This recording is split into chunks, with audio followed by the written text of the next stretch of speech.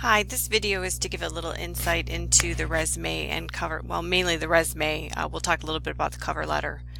I thought it'd be helpful if we actually looked at a resume. So here is Harold Jones's resume. You'll note his name is large and bold at the top, not too bold, but enough that it's noticeable. And then his contact information is below that, his email address, his address, and his phone number.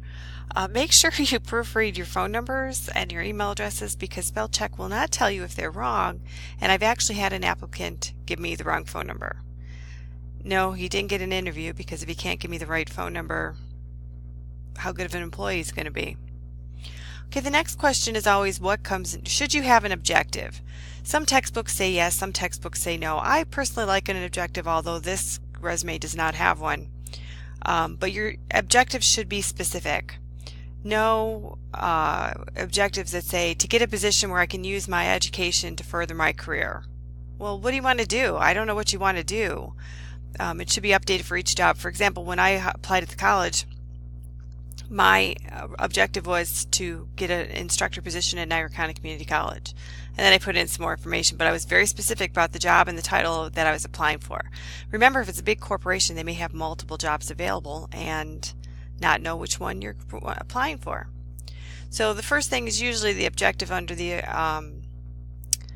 heading, but we don't need an objective. So what comes next, education or experience? Well, this one has education, so you're probably going to say, well, education, duh, it's right there. But it depends, which is your strongest asset? Which is most likely to get you the job, and that should come next. So for Harold, it was education. He had just graduated with his communications degree from Niagara University. He was on the dean's list. His GPA was over a 3, so you list it. Most recruiters say if your GPA is 3 or higher that you list it on your resume.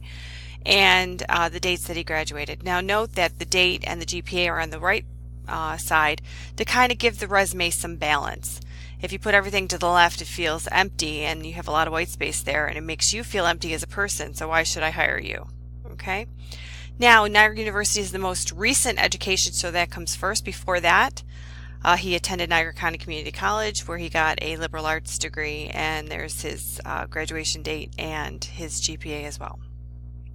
Okay, so now we're on to experience. Now his experience is broken into 2 different categories, and it's not going to let me go. Oh yeah, it'll let me go down. Note that he had several jobs with the same employer, so they're kind of listed under the heading Walt Disney World Experience. He worked as a campus recruitment coordinator intern, campus representative leader. Again, the dates are on the right side to keep the resume balanced. The experience is all listed in a starting with a verb. It's in a verb phrase. Past tense, if we're no longer doing what we are talking about, then it is in the past tense. If not, it should be in the present tense if we're still doing it. Okay. Again, worked as a host, worked quick service food and beverage. Other experience, Harold worked for the Rockland Boulders baseball team for a few weeks. And what he did there is listed. Worked at the Music Art Festival in Niagara Falls. What he did there is listed. And actually worked as a cashier at Tops as well. So that's all listed. Did some volunteer work and some activities. They're all listed in the ability to read. Special skills, the ability to read and write French. Hopefully he can read English. And the computer programs that he's familiar with, and a research project that he participated on. Now, note he has 2 pages. No resume really should be more than 2 pages. If it is, you're probably putting too much information. But it should be definitely 1 full page. If it's not 1 full page, you have to work to expand it. Now, note, no high school is listed on here. It is the assumption once you have college that you had high school diploma to get into college, so please don't list it unless you did something fantastic in high school, like you were valedictorian. But make sure that you're doing something fantastic now, because if your GPA is a 2.0 and you were valedictorian from your high school, an employer is going to question that. Why? What went wrong? What happened to you when you got to college? Could you not handle it? So be careful what questions it might open. Now this is an example of a chronological resume. Most recruiters prefer chronological resumes, which means they go in order. The most current job first, the most current education first, and why they want that is because it shows a ladder that you're working up to a higher level of responsibility. So they prefer that. About 90% of all resumes are done in the chronological form. There's also a functional form, which is generally considered good for students or people who change careers because it focuses more on the skills that you learned than the actual work that you did. For example, you learned to write a report in this class. That's a skill that you can put on your resume. You can time management skills. If you were a stay-at-home mom for years, you probably are pretty good at time management, and that's a skill that you can list. Usually you break them off into categories like customer service skills, computer skills, management skills, something like that, and then list a few specific abilities that you have under that category, and then you can you still list your work experience, but it's just briefly, like the employer and the dates. Okay.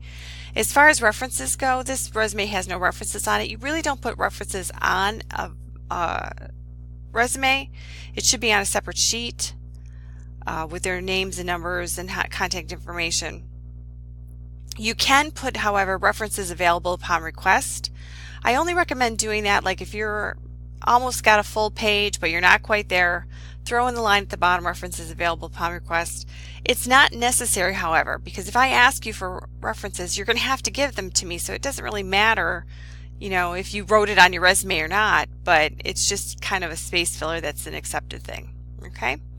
Now, you write a cover letter with every resume, and it's a letter that introduces the resume. Dear Personnel Director never used, to whom it may concern, or Dear Sir or Madam. It's considered bad form. Try and find out the person's name. If you can't find out the name, then use the title. Now, in the first paragraph, you're going to tell them basically exactly what job you're applying for, where you heard about it. I'm applying for the staff accountant position at XYZ Corporation that I read in the Buffalo News on January 1st. I think my skills and experience closely mirror what you're looking for. And then the second paragraph, I'm going to do a sales job basically and tell you why you should hire me, why I should get the interview at least, and how I meet your criteria. When I applied at the college, I had the job advertisement right next to me, and I checked off everything that they were asking for as I wrote it in my cover letter to make sure that there was no doubt that I had all the experience that they were looking for. If they're looking for something you don't have, don't bring attention to it. For example, maybe a doctorate's preferred, like for a professor position, usually a doctorate's preferred. Don't say, well, I don't have my doctorate, but no, just focus on the assets you do have. And in the last paragraph, you ask for an interview. I would like the opportunity to discuss in detail my skills and how they could be used and can help XYZ organization. Please, I will contact you next Friday if I haven't heard anything to check the status of this resume. Something along those lines. Thank you for taking the time to read my resume, and I look forward to discussing the details with you at your earliest convenience. You don't want to say thank you for your time and consideration. That's a canned expression, and it really doesn't feel like you really cared. Try to use some fresh wording, you know, something that looks like you actually composed it and didn't pull it out of a can, so to speak. You close with your sincerely, and your resume and cover letter should go on resume paper. It's a heavier stock. It almost, if you look at it close, it almost looks like fabric, like it's linen. You want to use that because it's just a step up, and you don't want to use regular paper. A lot of resumes are submitted electronically and scanned, so there's certain keywords you want to hear, like if you are an accountant, you want to try and put in accounts receivable, accounts payable, you know, whatever keywords you think they may be searching on, you want to try and list them in your resume more than once, because the more hits they get, it's like an internet search. The more hits it gets on a website, the higher it's going to be ranked. Okay, so that's the resume in a nutshell. Good luck, and if you have questions, as always, email me.